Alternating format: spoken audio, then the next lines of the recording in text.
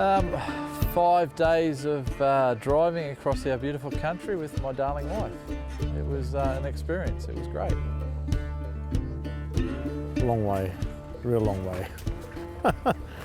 But when you've got company like Beggs and Justin and Jason and stuff like that, it made for a good trip. This trip over wasn't boring, that's for sure. 4 o'clock in the morning we left, caught up with Justin Walsh from the Hearts team. We travelled to Sydney to the rocket shop, swapped some cars around, reloaded, and then we left from there. Yeah, I did it 2 years ago. I drove the same truck over, the yellow rocket truck, and yeah, it was great. It was a little bit different last time because we had the workshop guys with us, so I had Timmy with me last time. This time it was by myself, but it didn't matter. There was 4 trucks together, and we had our own radio station. No, it's our first trip across the Atlantic, and travelling with the other 3 trucks, we had a ball.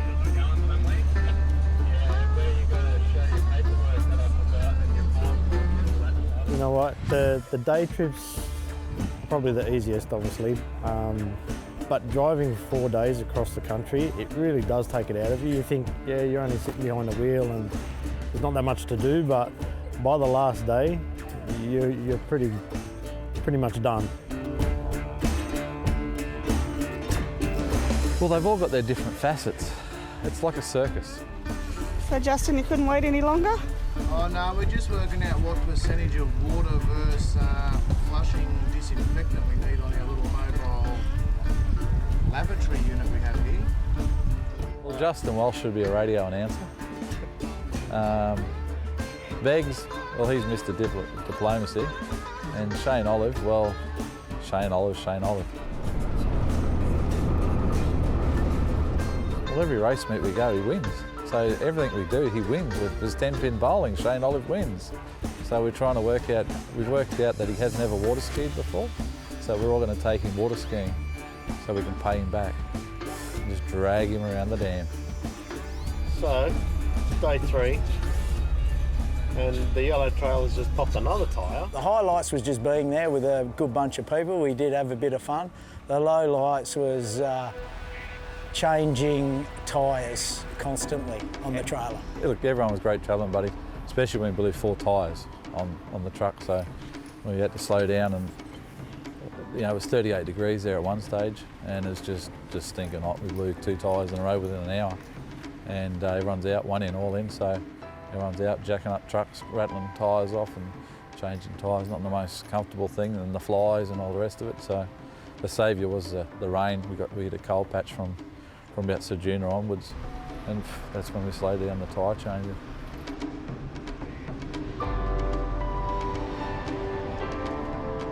To our luck, about 60 k's later, it started raining. And we got rain all the way across, and we didn't have another problem with another tyre. You know what, probably the 90-mile straight is just the most boring bit of the whole trip, because there's literally no corners. For 90 miles, it's just a straight bit of road. The Hay Plains coming into Mildura. Man, that's long. That is long and painful.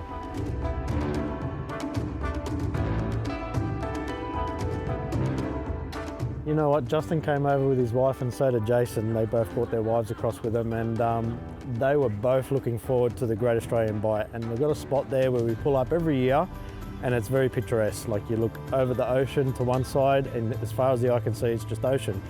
You look to the right, and as far as the eye can see is just land, but there's nothing. It's just all open. My wife got all excited, then about an hour from it, we drove into cloud. Got out of the truck and it was like -5 degrees, it was freezing cold. And we get there, you cannot see a thing. So the 2 girls were like, this was what we came for, to see this. So we drive half an hour past, and it's blue sky. It was like it wasn't meant to be. But after half an hour we were there. We had lunch and all that there. We planned to have a barbecue and sit there and enjoy the Bight for an hour. And yeah, we're good. We're going to blow a dog off a chain. It was that windy. Lunch with the Donnellys at the Great Australian Bight. What was the highlight of scenery or place? Pulling into the Motorplex. We've got here, like 4,900 kilometres we've got here. and then we haven't killed each other. You know, Perth is, it's a fantastic track. I'll hold Perth and Willowbank, you know, the two best tracks in Australia. And it's just you roll in here and it's got that stigma about it. It's amazing.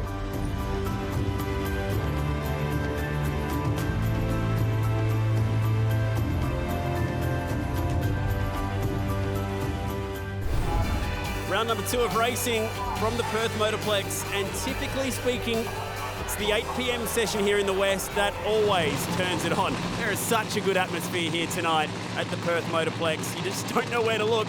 In the pits, they've been busy. Unfortunately, a couple cars still having to be updated and fixed. Hopefully we'll see them for round number 3. So what I love about this series, Dean, is drivers that were due to have a solo run will now race against each other, and they'll both get to score 3 points, which in this scenario is both these cars. So Morris McMillan gets the mulligan in golfing terms, eh? Bit of a handicap, he needs it. About time luck went his way. Oh, side-by-side burnouts on the rocket cam. Thank you very much. We hope 2 good runs are delivered here. Justin Walsh, look, they're making great progress in the Terminator. This is a new car combination. The engine location's in a different place. The weight balance of the car's different. He's learning the craft almost, not from scratch, because Justin Walsh is a very smart operator. Morris McMillan, it's about leaving the start line straight and fast. Can he do it here? So both drivers will get 3 points regardless of the result. Oh, and it's gone for one bad Kiwi, but up in smoke goes the Terminator. McMillan's going to chase him down and get there. That was the story of the catch. Now, we know they're both getting 3 points, but hey, it's pride on the line. Look at this. His flames are out, talking about one bad Kiwi for what seems an eternity, but somehow was able to recover the run and see ya. Oh, strike to the finish line. Look at the clutch. Sparks there. That was like a Group 3 handicap race trying to chase down the slower vehicle across the finish line. He had half the racetrack to make up and he got there. Is that the moment where his luck finally turns around? That was a fantastic drag race and proof it's not always about the time slip. The finish line shot was amazing. Wow. Big flames, big top end speed, despite a troubled start. We move on to our next pair of Matt Abel in Fundamental and Nathan Coles in the Gambler. A top-end Termination. Well, we saw the Terminator, but this time we're seeing some real big-time Northern Territory rep right here. Rory Taylor on screen now, though. He's a local lad, and he knows how to tune a race car. Big turnaround for this team. Broken gearbox. Remember, you do actually shift gears in these cars. As we get ready to go Nitro racing again. Oh, that's a wicked run for Abel. How did he catch that? That's 2 in a row. Oh, he's near the fence, though. I don't think he got it. The header pipes look okay. 6.06, and that was a wicked run. Man, oh man, he did get very close to the wall. Talking about Fundamental replay, big pedal, big catch. Unhooked the rear end of the car, still had flames all the way. Coles with his own set of circumstances here. I'm not even sure Abel meant to get the throttle again. I think it was just the way it landed, like a sprint car, and his foot just hit the throttle and took off. Look at the wheel stand. It pegged itself back up in the wheelie bars, came down, and how he ever got traction again, I'll never know with the weight shifting like that. But that was a mega run. Get the marshmallows out, Dean. Let's go. And the tune-ups, Chad. We're going to see some quicker runs, some faster runs. We saw some good ones, great ones in the first round. Oh, Graham Cowan ushers the Nitro Express Black Chev Beast forward. He's got that look of, I want to go quick this time. I really do. And so does the crowd here in Perth. This car just looks tough under lights. Really cool. Yep, get those headphones on. You're going to need them because these cars are very loud. This is a bit of a marquee matchup for me because, well, the Donnellys have definitely come on strong here in recent times. As you said, a bit of a form driver, Big Jake, and he can pull down and push some big times and speeds too. So second time in that right-hand lane for Rick Gorsey. He's going through the process with Graham Cowan. Looks okay. 570 in his first run tonight. That's just about where Jake Donnelly is as well. So if they both run to their potential, or at least early signs, should be a cracker of a drag race. Both cars away this time. Looks like Gorsey's got a slight advantage, but a good race, really good race. 5:52, Whoa. 412.7 kilometres an hour. Just think of a freeway, times it by 4, over 400 metres. That's what Aeroflow is all about. Bang, look at these flames from Nitro Express. I'm getting excited. This is hotting up here in Perth, no What a doubt. run. What a run. Now, we did see 540s recently at Willowbank, and the conditions are just about right for the same. We got oh so close to it then with a 552. That's what it looks like from on board as you try and smash top gear, reach over for the chutes. And it's all over inside 5.5 seconds for Rick Gorsey. Power run, and he will go through on the perfect 6 points. How about this guy? It was this round, the last time we were here in Perth with the Aeroflow Outlaw funny cars, that he debuted in this car, the Bandit. And he has been spectacular since and had a spectacular debut. And how about Messinio's form, Chad, in that first round in Dark Horse? Yeah, that was a lovely run. Was it 569 from Messinio earlier tonight? And again, a chance here to progress through to the last round of racing on the perfect 6 points for both of these drivers. Who's it going to be?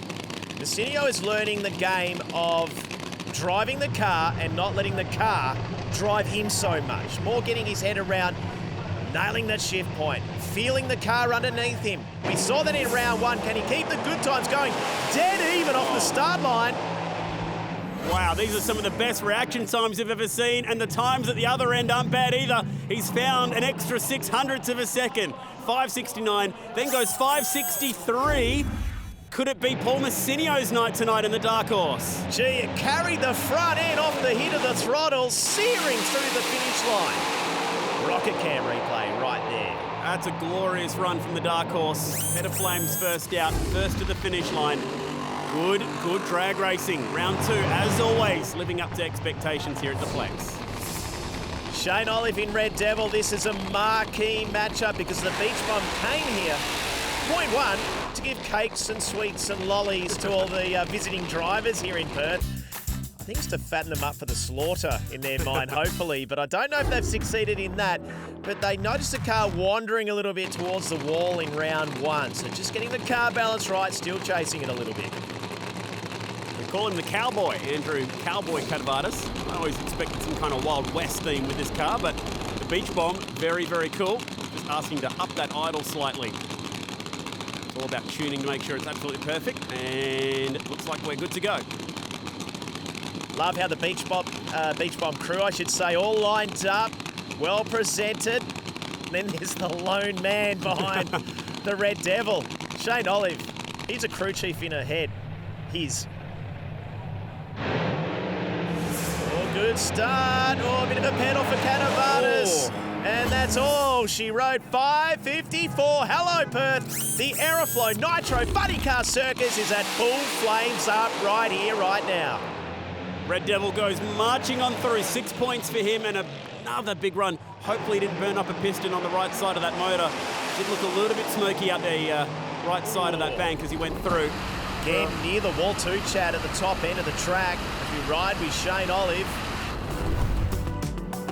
And it all comes down to this at the Perth Motorplex, final round of racing. And the bodies are up, ready to be ignited. How's that for a rocket cam shot? I'm just sitting here going, God, how cool is that? As we see the Beach Bomb fire up here for the final round. This will be cool because both these drivers are deserving of a win tonight. It's been tough going, and particularly for this man, when you've got to take on both 57 Chevs, you know you're in for a long night at the office.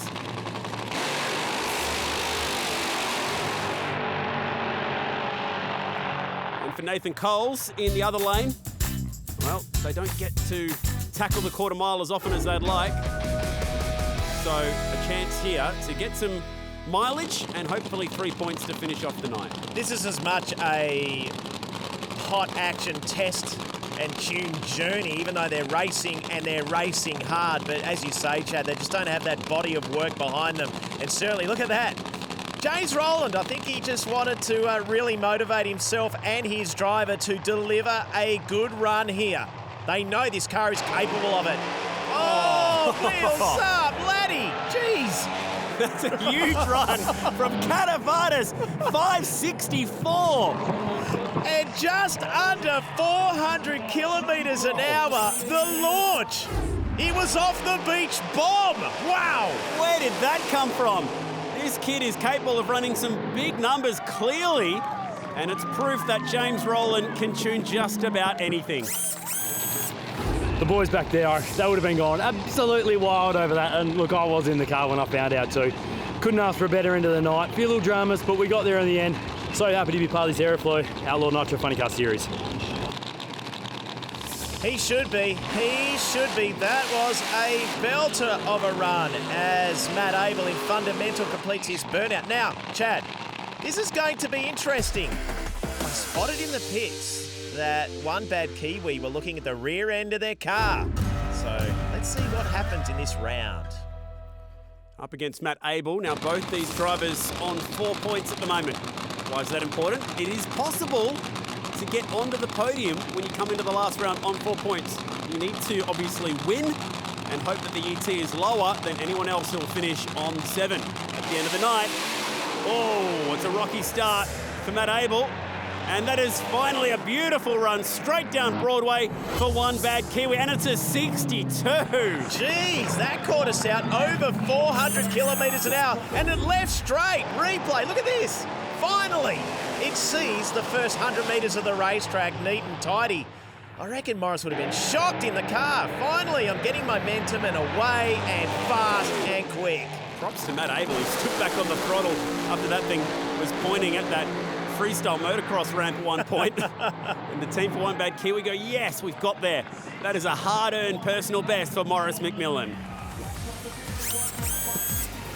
That just left, man. That was really cool.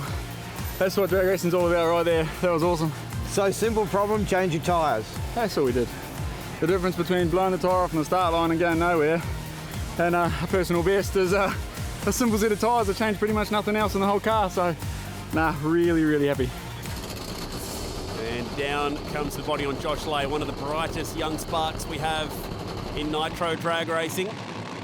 Gotta say, if you're loving what you're seeing and you're mad, MAD, if you don't love the Aeroflow Outlaw Nitro Funny Car experience, check out the website, outlawnitrofunnycars.com, and you can find out all the info you need to see when the circus will or may be heading into your part of the world. Well, we heard Justin Walsh in the pit say he just wants to get down the racetrack. They've had a litany of issues in their first 2 runs. Still a new combo. Hopefully this will be the one. On the other side of the strip, the Bandit, been a pretty rock-solid night. As he mentioned, just running out of fuel a little bit towards the finish line, so we're going to try and make sure that this thing has plenty of nitro left in the belly, past 1,000 foot. I'm still getting over Justin Walsh's first round of racing where he got back on the throttle. I'm going to call him out on that. That's got my attention when the tail shaft doesn't exist anymore. That's a bit of a problem, Justin. Has he cured everything here? Header flames. We love that here. And that is a great run for the Bandit. 582, similar territory to where he was last time he was at the Perth Motorplex. Good result. So nice run. Won't be on the podium tonight, but still pretty good. Little bit of a pedal as it sort of moved its way around to 330 foot. Early shoots across the finish line for the Terminator. It had a hole out on the left-hand side. That's dropping a cylinder, too much nitro. And unfortunately, it just laboured, didn't it, really, for a low 6-second pass. Yeah, we couldn't ask for a better day. Like, really, we're just having fun here. So 580, that's awesome. So, I mean, to come third would be great, but it'd only be cream and a cherry on the top. So it's an awesome day, and Perth Motorplex put on a fantastic event. Well, unfortunately for you, the Bandit, it's been hijacked from you. You didn't run quite quick enough to catch that. So Morris McMillan in this game of Nitro musical chairs, he's sitting on the podium dance right now.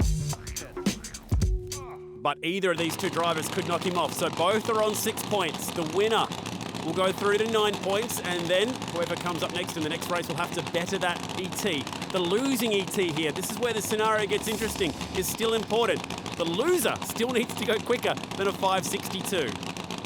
Dark Horse has been the dark horse in every sense of the word today. He has 2 560 runs behind him, very even off the start line. The header flames are flying. No!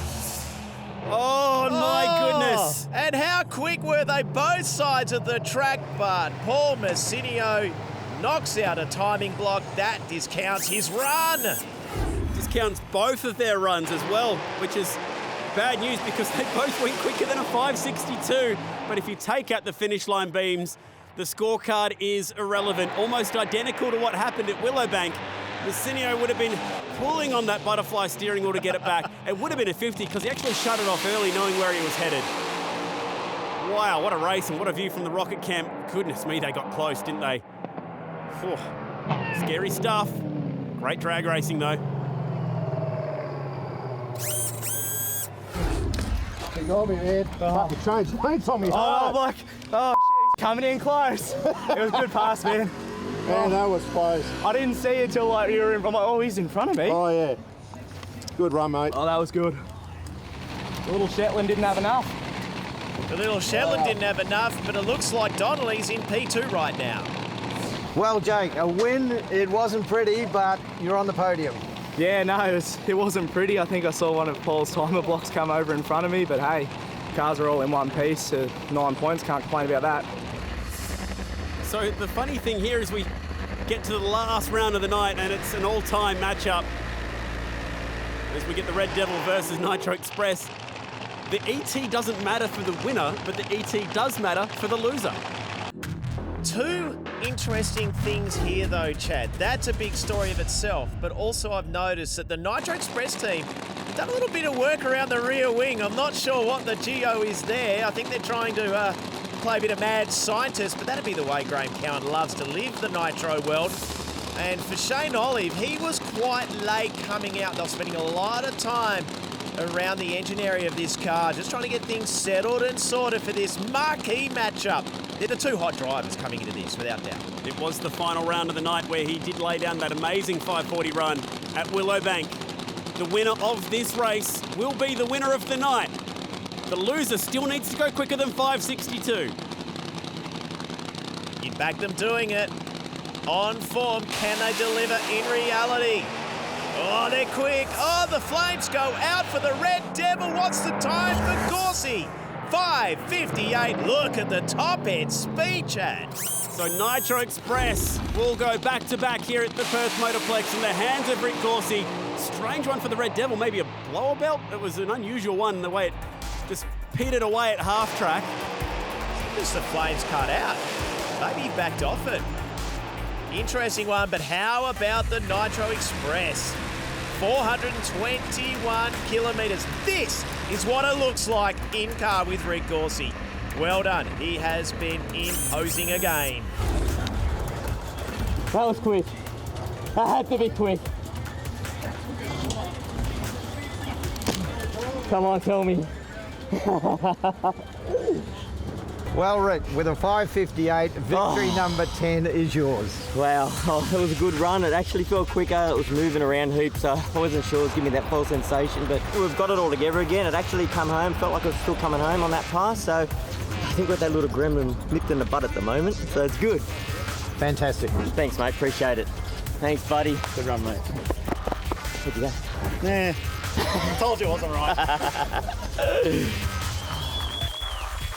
Yes, 10th time in victory lane for Rick Gorsey and for Nitro Express.